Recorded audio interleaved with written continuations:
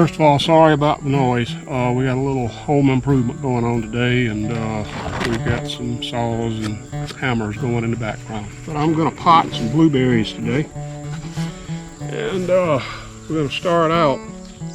This is a mixture of sand and an inert soil amendment, and I'm just going to put them in these old Bonnie cups. I'm going to fill them up to about the top. So the soil that I use with this is it's got peat moss in it, and it has vermiculite. Say is really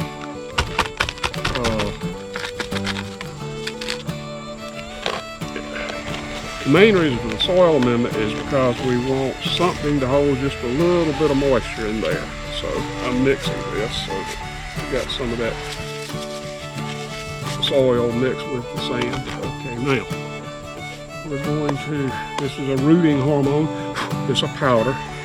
It's what I use for pretty much everything. And I took cuttings from the very top of the new growth, and it's very woody down here, but it's softer and more supple, so that's the part I'm going to use. All I'm going to do is I'm going to cut a 45-degree angle right below one of the nodes. I'm going to strip the leaves off, and I'm going to dip it in the hormone powder, and I'm going to stick it in the cup. It's that simple. It's very, very simple. We got all this nice new growth. If you look right here, there's a leaf coming out, and that's considered a node. So I'm going to cut it right below that at a 45-degree angle. All right, now we're going to get up here where this, see how supple that is, and down here it's a little stiffer, so I'm just going to get this top, cut it right below a node, strip the leaves off except for the couple top ones, and dip it in the rooting hormone. Let's get a little more on there. Yeah, that'll do. And stick it in the sand. Alright, if you look, you can see there, that little bump right there, that's a node. That is a node. So we're going to dip that in the hormone, stick it in the cup. 45. Now this is a little, this one might not make it because it's a very woody stem. I goofed up when I pulled this one, but we'll give it a try anyway since I have it here anyway. Cup. And I'm going to go ahead and try to get 2 out of this one because it's pretty supple here. So I'm going to cut it here. 45. Strip the leaves. Leave a couple on the top. Dip it in the hormone. Put it in the cup. So now we've got about a dozen of them planted. So I think that should work. And we're going to take them up to the building now, and we will water them well and put them in a nice sunny window, and we'll go from there.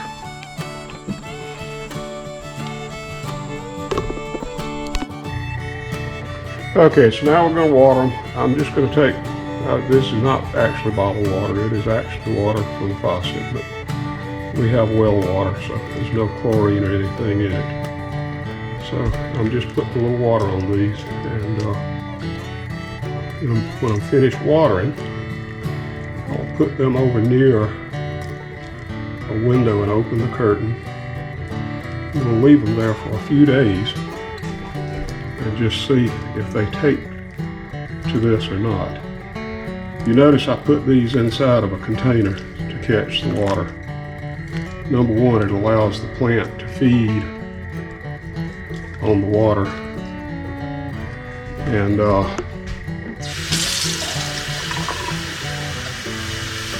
it siphons back up inside the soil. So I'm I'm going to thoroughly water these.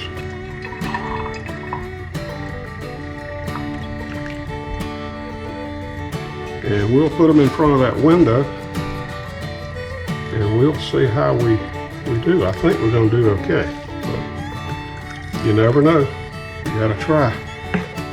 So, okay, here we go. Let's open up this window, open up this little curtain. We'll put them right here in front of the window. And they just might make it. We will see how they do.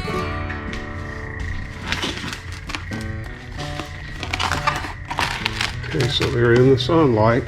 We will let them go there, and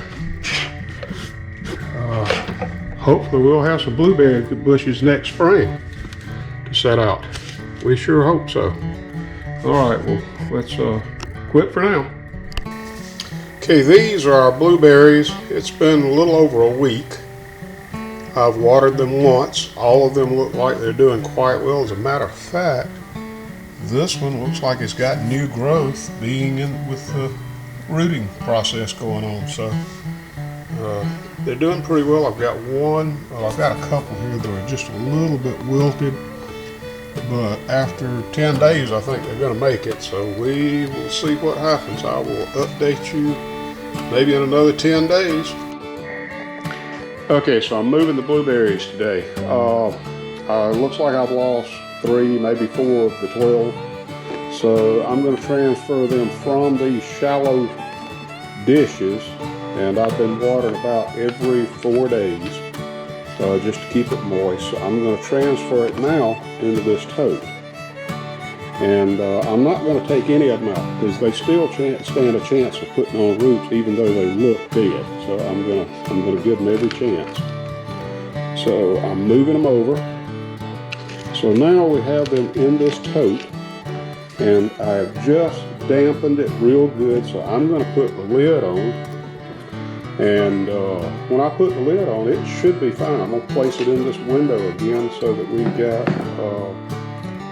plenty of sunshine coming in the sides. So let's put the lid on and move it over.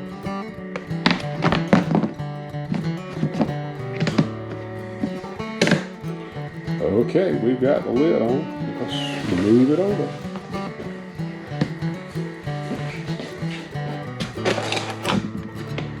So there you go. They're in the window. It is a very cloudy and rainy day today. We've got a hurricane coming by, so it's been raining a lot. So we're just going to leave them there and let them do what they do. Okay, I thought it was time for a garden update. Tomatoes are up about 8 feet tall for the most part for the non-dwarf type. We've got a good many ripe tomatoes now. We've already harvested a bunch. The herbs are looking good that are planted with it. We've got this is the Thai basil, and this is the sweet basil. As you can see, the tomatoes are hitting the top of the netting. So we've got tons of green tomatoes. We've got tons of ripe tomatoes. This is that first row. By the way, this is day 56. Here are those purple cherry tomatoes. They're a little different. We have the Thai basil. There's the poblano peppers. They're doing well. We got blooms on them, so we should have peppers soon. The squash have already pretty much produced all they're going to produce. We planted them so late that they are not going to do well because of the heat. Squash just don't do that well when it gets over 100 degrees, and it's been over 100 degrees many days here. This is the second group of tomatoes. They're doing well. They haven't started producing yet, and they were only planted a week after the first group. So it just shows how important it is to plant at the right time. And had we planted at my normal time, we would have had tons of tomatoes by now. We would have been covered up in them. But these are producing. They're just very slow about getting there. As you can see, we've got a good many. Each one of these has a couple of bunches on it. The Italian flat chives, they have gone to seed. I'm going to let them go to seed so I can continue to plant them down through here. I will collect seeds and put them in these open spaces. That number one, it stops weeds. Number two, it provides a cover crop for, not a cover crop, a companion plant for these tomatoes. It keeps all those bad bugs and stuff out. Now we will rotate next year. We will not plant them in the same place. As you can see, the asparagus is beginning to die back a little, and that's because it's so hot. Heat has been unbelievable this year. We've got a few of those yard-long beans coming on now. They're up to the top of the trellis. They haven't started down the other side, but as you can see, we've got some growing. There's a couple that are pretty close to mature, and they're only about 30 inches long, not 36, so we shall see. Cucumbers have started down the other side, doing very well. As you can see, we got a few we need to harvest today. Numerous cucumbers in here, and they have started down the other side of the trellis, but they are just everywhere you look. You got cucumbers, so they're doing quite well. Let's see, we have to train these vines, so I'm going to pull this one on over and send it down the trellis. This one's already attached, so we're going to take it loose and let it go down. I want them to go down this side and not up again. Here's our watermelon, cantaloupe, and honeydew.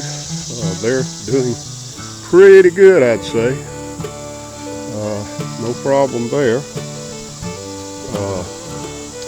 I think we've got a few small cantaloupes and a few small melons of different types out here. And here's the okra. It's been producing for a little while now. As you can see, it's quite a bit down here. Pretty much every stalk has some okra on it. And it's gotten kind of tall. Not nearly as tall as it will get, but we're doing okay so far, especially since we've used no fertilizer of any type. We haven't used any chemical fertilizer of any type. We have used our biochar and worm castings. Anyway, that's a pretty good report on the update to the garden. And we're happy with it. So we'll talk to you next time.